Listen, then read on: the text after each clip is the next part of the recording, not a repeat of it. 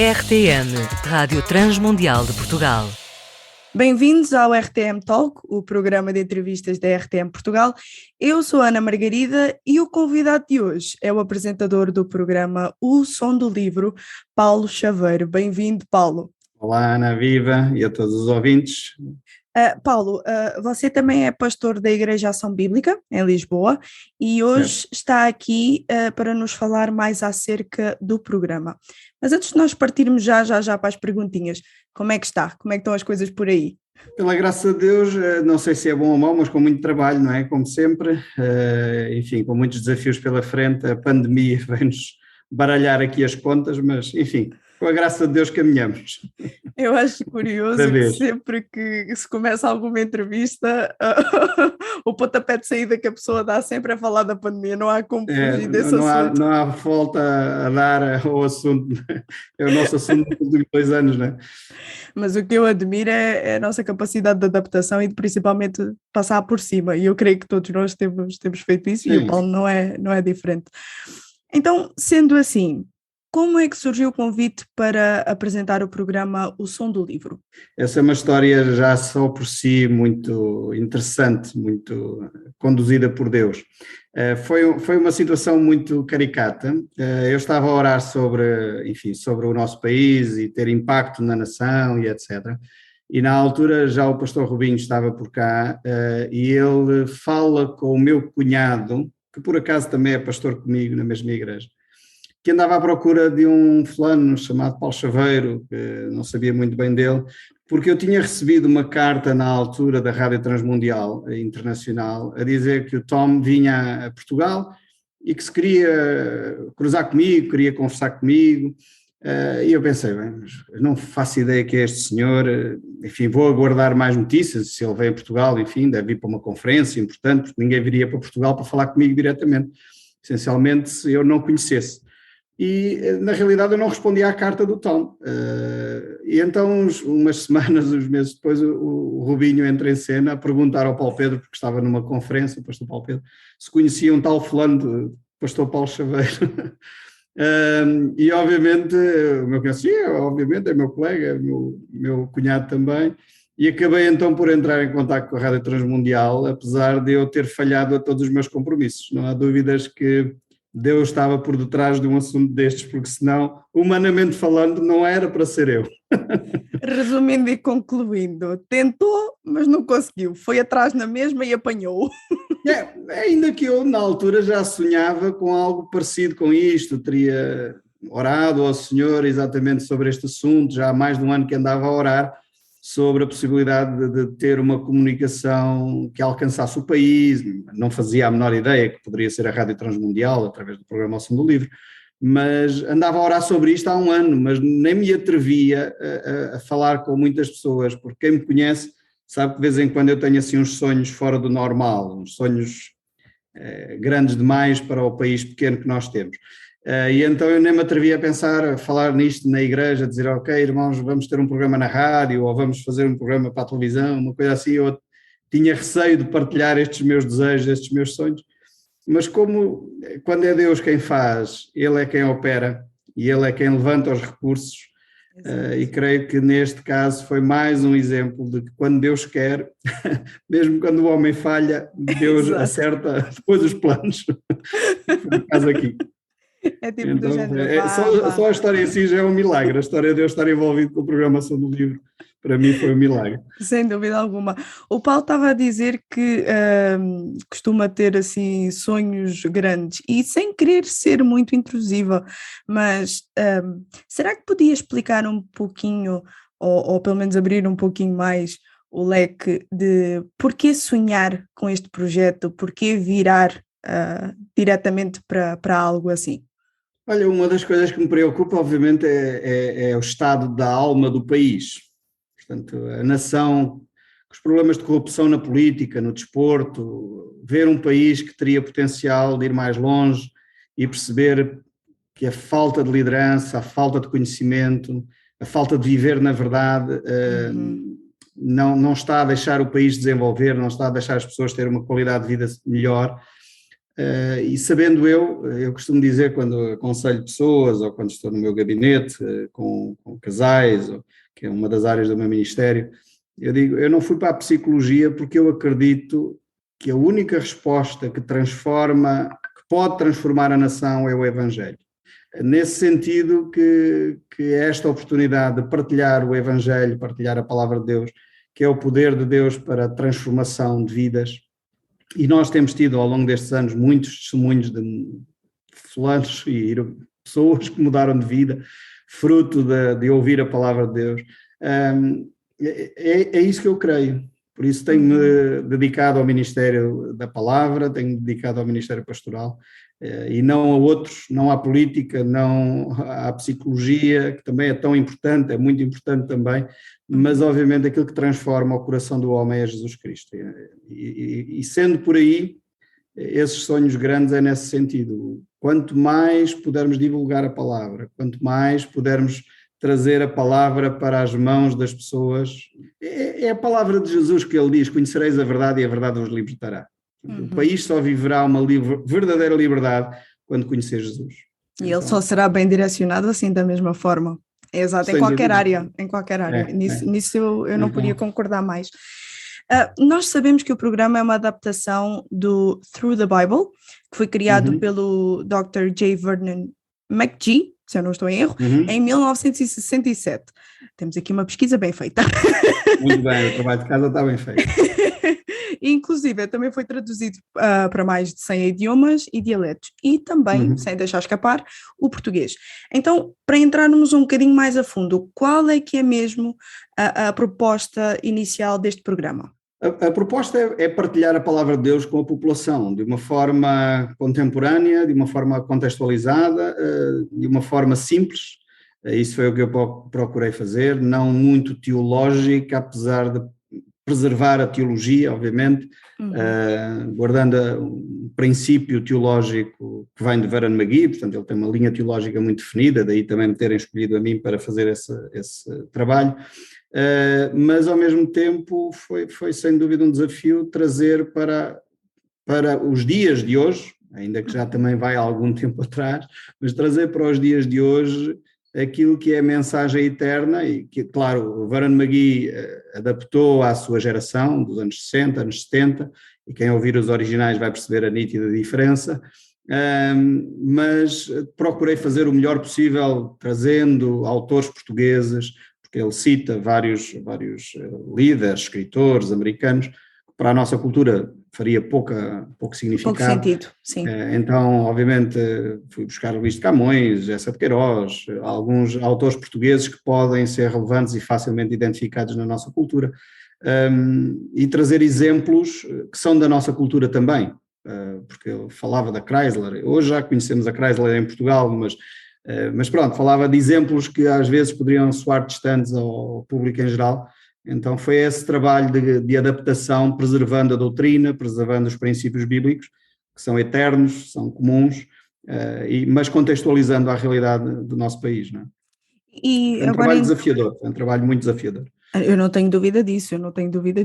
Tanto que o Paulo estava a falar acerca da contextualização. Como é que foi então? Porque mencionou aqui que ia buscar Camões, ia buscar Essa de Queiroz, por exemplo, mas como é que foi mais a fundo esse processo de contextualização? Porque para já precisa-se saber bastante da cultura, não é só uma questão de nós nascermos dela, mas é conhecermos a riqueza que ela tem.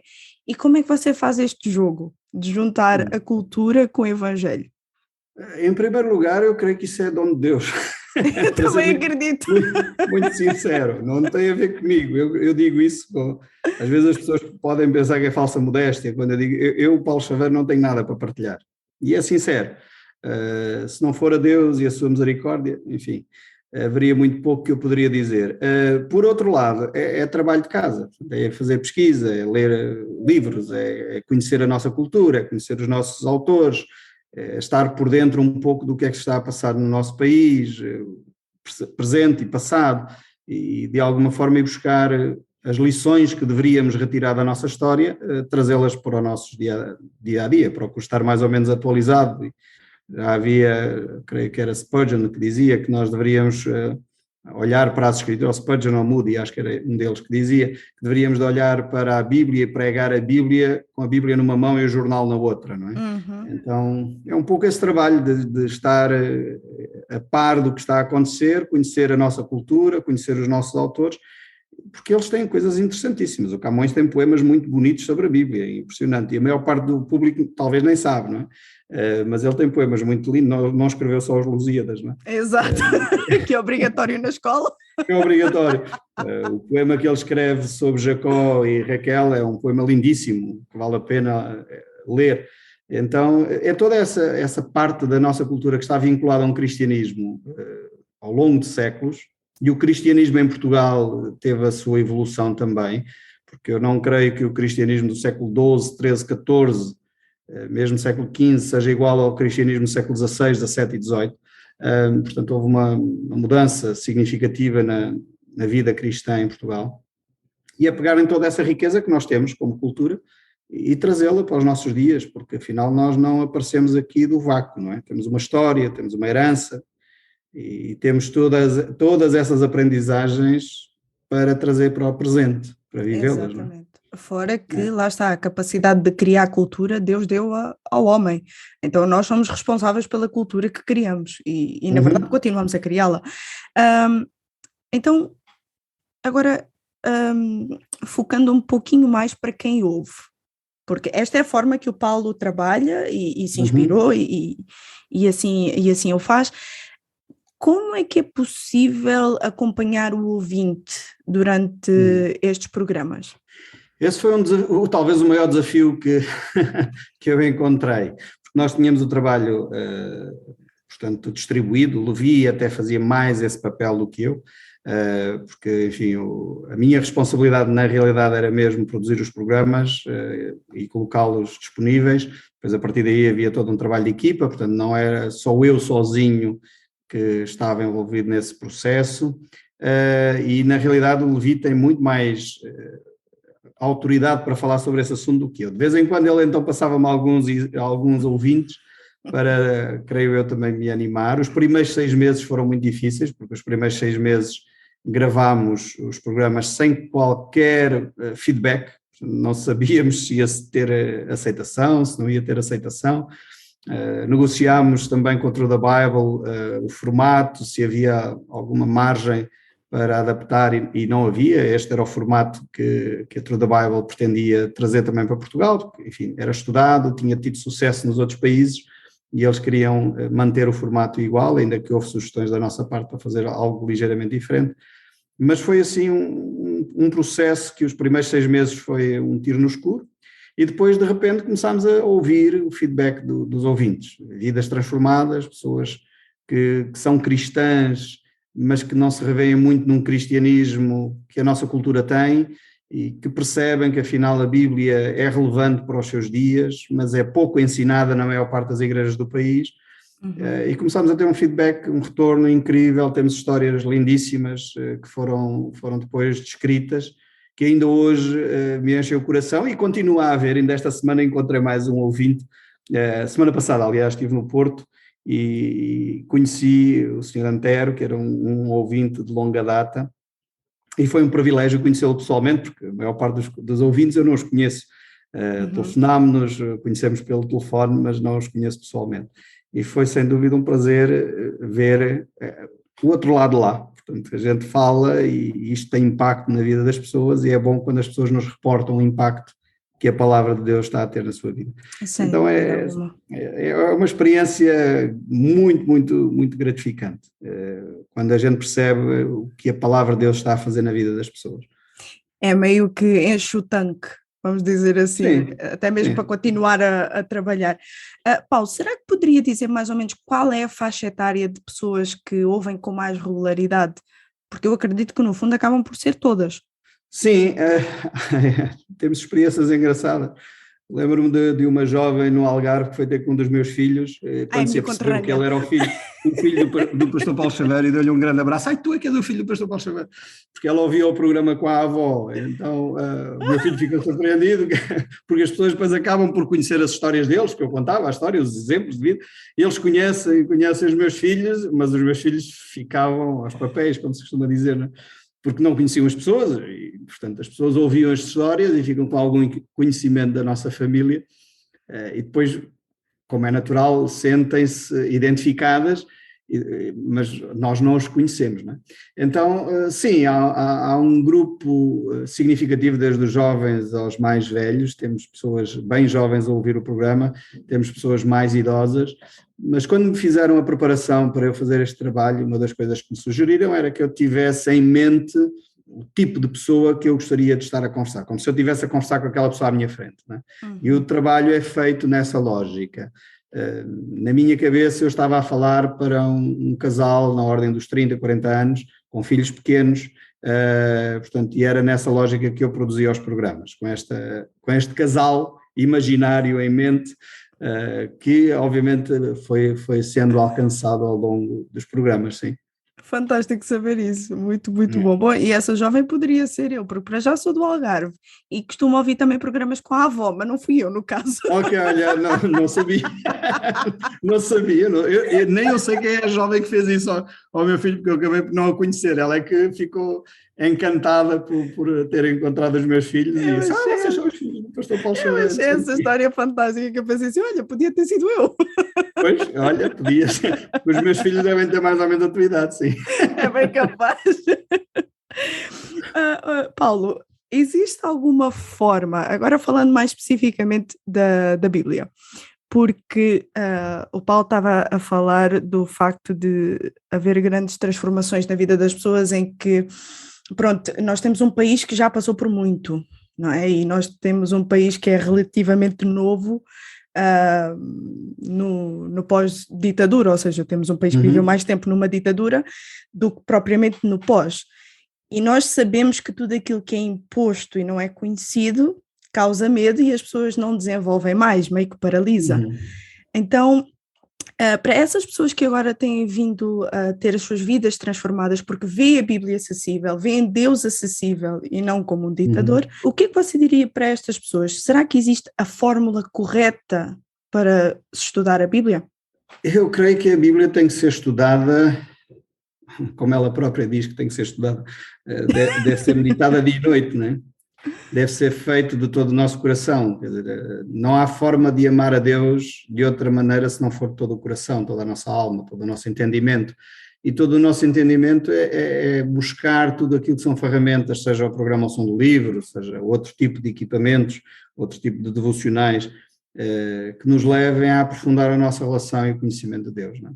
Sem dúvida, uma coisa tão extraordinária como é as Escrituras, todo o tempo do mundo não chegaria para aprofundar o conhecimento da Bíblia. Sem dúvida. Eu costumo dizer, eu já não tenho a presunção pela idade que tenho, era mais novo quando fiz a programação do livro, né? Eu também não tinha presunção nessa altura sobre isto, que aqui os meus 33 centímetros de massa cinzenta vão abarcar tudo acerca de Deus. Não é possível, eu não consigo. Talvez outra pessoa mais inteligente que eu seja capaz. Eu não consigo abarcar toda a dimensão da divindade, tudo aquilo que é o mistério de Deus, tudo aquilo que é a ação de Deus na humanidade. Sim. E Ele deixou-nos uma carta de amor escrita, para nós percebermos quem nós somos. E ainda ontem eu estava a meditar sobre isto, várias coisas que têm acontecido aqui na nossa comunidade, e eu estava a meditar sobre isto. As pessoas muitas vezes fazem a pergunta, porquê é que há tanto mal no mundo, sendo Deus bom? E eu estava a meditar sobre isto e eu pensei, veja, é exatamente para isto que a Bíblia foi escrita. Foi para responder porque é que há tanto mal no mundo. É só olhar para as asneiras que o homem faz e Exato. Ficamos logo a perceber porque é que há tanto mal no mundo. Não tem nada e aí a pergunta muda, que é, em vez de perguntarmos, Deus, porque é que há tanta maldade no mundo se tu és bom, eu acho que nós deveríamos fazer a pergunta a nós, que é, porque é que nós continuamos a escolher o que é mau? Essa é a grande pergunta. E ainda melhor é que nós temos o privilégio de nos arrependermos do mal que fazemos. Sem dúvida. Então, a Bíblia dá-nos essa resposta. Deus tem a resposta na Bíblia para aquilo que é a maior pergunta que a humanidade faz: porquê é que há tanto mal no mundo? Porquê é que há guerras? Porquê é que há esta estupidez que está a acontecer lá para a Rússia e a Ucrânia? Por causa do orgulho e da vaidade de alguns, que acabam por matar milhares de jovens, e obviamente a Bíblia relata isto: tantas guerras, tanta desgraça, porque o coração do homem é o que é. E então Deus dá a resposta. Por isso Cristo veio para que o homem tenha alternativa, se possa arrepender, possa voltar para Deus e possa voltar ao paraíso, possa voltar ao Éden, possa voltar à árvore da vida, possa voltar a um conhecimento de Deus. É para isso que a Bíblia foi escrita, esta carta de amor de Deus à humanidade, não é? Agora, estudar a Bíblia deveria ser a nossa principal tarefa, se queremos entender o mundo e se queremos nos entender a nós próprios. Eu desconfio que se nós nos conhecêssemos um bocadinho melhor, se calhar o mundo andava um bocadinho melhor também. Sem dúvida alguma. Então eu acho que isso acaba por também responder um pouquinho à próxima pergunta, que é: como é que a regularidade no estudo bíblico pode fazer diferença nas nossas vidas?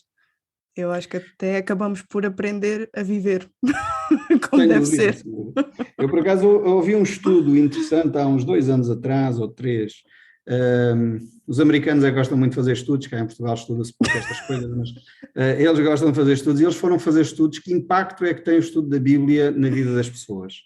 E eles verificaram que pessoas que leem a Bíblia 1 ou 2 vezes por semana, 10 minutos, um quarto de hora, aquilo não muda praticamente nada no seu estilo de vida. Pessoas que estudam a Bíblia 4 a 5 vezes por semana, a sua vida começa a ter impacto, a Bíblia começa a ter impacto na sua vida e a sua vida começa a mudar. Uau. Eu achei, uau, parece que a Bíblia mais uma vez tem razão, porque a Bíblia diz: medita nela dia e noite. Exato. Hoje há então dados científicos que mostram que para haver verdadeira transformação de caráter, eu preciso no mínimo de estudar a Bíblia todos os dias, ou pelo menos 4 a 5 vezes por semana. Disponibilizar esse tempo para isso. Ora, nem mais. E aí começa a haver transformação de caráter. Eu até ia fazer a brincadeira, é tipo, é uma semana de trabalho e depois descansas ao fim de semana. Exatamente, é mais ou menos. Mas é curioso que na vida é assim. Eu sou um péssimo desportista, mas gosto de manter a minha saúde e faço algumas caminhadas. A minha filha estava a dizer: pai, 2 vezes por semana não te faz diferença nenhuma, até no aspecto físico. Exato. Se nós não formos cuidadosos na disciplina de ir ao ginásio, ou caminhar, ou correr, mais do que 2 ou 3 vezes por semana, aquilo é inócuo, não faz diferença nenhuma na nossa vida. É só na nossa consciência que faz diferença. Fiz qualquer coisa, né? Mas na realidade não muda nada. Palminhas para mim. Exatamente. É que fazer cócegas ao ego do que propriamente para resolver algum problema. Então, a Bíblia é a mesma coisa. Eu, para fazer alguma ou para a Bíblia fazer alguma diferença na minha vida, 4, 5 dias no mínimo, para poder fazer diferença no meu bem-estar. Exatamente, e é isso que eu acho, até vou dizer, fascinante, porque dá a sensação que a gente parece que se satisfaz com muito pouco. Ou seja, tipo, o exemplo que o Paulo estava a dar, que, ok, 2 vezes por semana, pronto, já fiz o exercício que tinha a fazer. Mas lá está, não é o suficiente para haver uma transformação ou para realmente haver um bom resultado. Claro. Então eu às vezes ponho-me a pensar sobre isso. Eu estou com a Bíblia, também será assim? E porquê que a gente se satisfaz com tão pouco? Pelo menos os americanos dizem que sim, não é? Lá nos estudos deles. Sim, e às vezes é bem por aí, para se ter alguma credibilidade naquilo que se diz. Um estudo feito nos Estados Unidos começa sempre por aí. Já ajuda um bocadinho, Paulo, para finalizar, há pouco estava a falar dos feedbacks que nos primeiros 6 meses não recebeu, mas como é que tem sido até agora? Depois desses 6 meses até agora? Sim, os portugueses não têm muito hábito a reagir a este tipo de trabalhos, não é? Mesmo a gente solicitando, entra em contato connosco, etc. Normalmente, isso está estudado também, enfim, diz-se normalmente por cada 1000 ou 2000 ouvintes há uma pessoa que responde. Portanto, e daí também depois os rácios que se fazem para perceber mais ou menos as audiências. Mas ao mesmo tempo os feedbacks que fomos recebendo são transformadores e gostei de 2 ou 3 em particular, que conheci depois pessoalmente. Um deles não posso deixar de citar, e se calhar continua a ser nosso ouvinte, a Dona Rita, a Sustelo, lá debaixo do Algarve. Foi um privilégio quando fiz uma conferência em Lagos, ela foi, e é uma pessoa que de facto é o tipo daquilo que eu imagino que o Evangelho faz. Porque eu tenho dito, e alguns pastores criticavam, porque eu não dizia venha à igreja evangélica, visita não sei o quê, deixo porque eu acho que a população é inteligente, e Claro. quando ler a Bíblia vai perceber a verdade, e a Dona Rita é um tipo disto, porque ela começou a estudar a Bíblia, foi ter com o padre, porque era católica, começou a estudar a Bíblia com o padre, e ela dizia, isto não é aquilo que eu aprendi. E foi com um outro grupo religioso que ensina as pessoas, e ela, não é isto que eu ando a aprender. Até que encontrou uma igreja, onde foi batizada, se tornou membro, e quando eu a conheci, trazia ela já pelo menos 10 vizinhos que ela tinha partilhado o Evangelho e que ouviu o programa, e eu fiquei, uau, coisa incrível. A Dona Rita foi, sem dúvida, um exemplo incrível de como o Evangelho transforma as vidas, independentemente da idade, porque ela já é uma senhora, e sem dúvida é um privilégio ver essas mudanças de vida, e não são mudanças que não ficam guardadas para si. As pessoas partilham a experiência que têm com Deus. O Sr. Antero, há 15 dias atrás, que estive lá no Porto, ou esta semana que passou, estive no Porto, e o conheci pessoalmente, é outro exemplo, né, de alguém que ouve o programa há muitos anos, e ele ligou-me a dizer, pastor Paulo Chaveiro, obviamente o programa é gravado, não é? Sim, eu já não estou no ativo com a Rádio Transmundial. Pois, porque os exemplos dos filhos, eles continuam pequenos. Pois, obviamente. Né? E ele foi gravado, os filhos hoje, e apresentei-lhe os meus filhos, estivemos junto com os filhos e com as noras, já estão casados, e foi uma alegria poder estar com o Sr. Antero e apresentar toda a família, e ele agora percebe, obviamente, os filhos já não estão pequenos, como é óbvio, né? Quando fizemos o programa era uma realidade e agora é outra, né? Mas é um privilégio ver que Deus usou-me e usa a sua palavra para transformar vidas. Isso foi a maior recompensa de todas de ter feito esse trabalho. Foi uma coisa incrível. E graças a Deus por isso. Paulo, o nosso tempo chegou ao fim. Eu desde já quero agradecer-lhe muito por ter aceito o nosso convite. É um prazer estar sempre convosco. E eu não posso deixar de dizer isto, porque há pouco estava a falar acerca dos sonhos que você tem e acerca também de como você junta a cultura portuguesa no seu programa. E eu lembrei-me muito de Fernando Pessoa, onde ele escreveu Deus quer, o homem sonha, a obra nasce. E o som do livro é prova disso. Então, muito obrigada, Paulo. Para essa, Ana, foi um prazer. Igualmente, um grande abraço a todos os ouvintes e que Deus vos abençoe grandemente. Para os nossos ouvintes, podem ouvir o programa O Som do Livro diariamente, de segunda a sexta, às 9h30, às 15 horas e às 21 horas na nossa web rádio e também agora nas principais plataformas digitais. Eu sou Ana Margarida e assim me despeço de mais um RTM Talk, o programa de entrevistas da RTM Portugal.